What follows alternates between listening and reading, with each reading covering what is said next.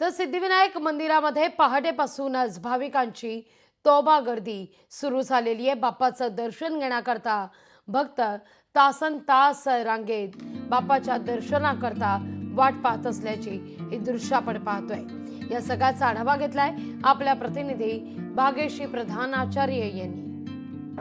आज श्रावणातली अंगारिका चतुर्थी आहे। ही अत्यंत महत्त्वाची अशी चतुर्थी मानली जाते।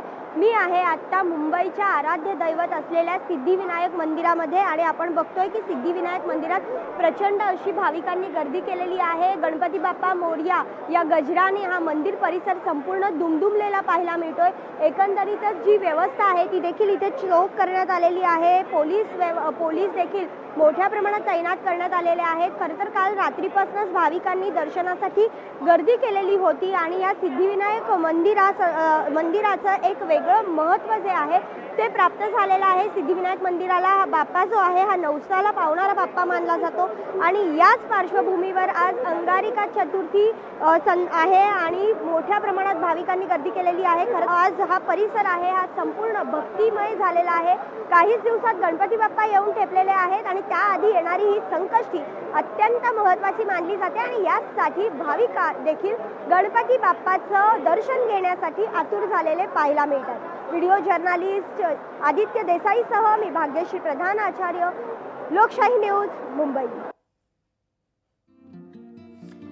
तर याच ठिकाणावरून सिद्धिविनायक मंदिराचे विश्वस्त राहुल लोंढे यांच्याशी संवाद साधलाय आपल्या प्रतिनिधी भाग्यश्री प्रधान आचार्य यांनी। 21 वर्षांनी हा योग जो आहे तो जुळून आलेला आहे आणि जी अंगारकी चतुर्थी आहे ती आहे। आपण आत्ता आहोत सिद्धिविनायक मंदिरामध्ये, जे मुंबईतलं प्रसिद्ध असं मंदिर आहे।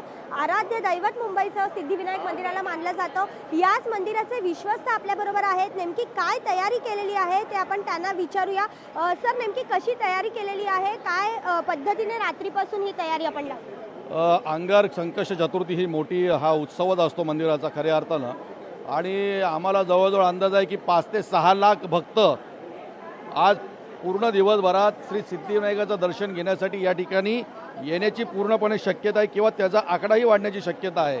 त्यामुळे ही शक्यता लक्षात घेऊनच गेले 1 महिन्यापासून मंदिर प्रशासन असेल, विश्वास समिती असेल यांनी बैठका घेऊन नियोजन पूर्ण आपण केलेलं आहे।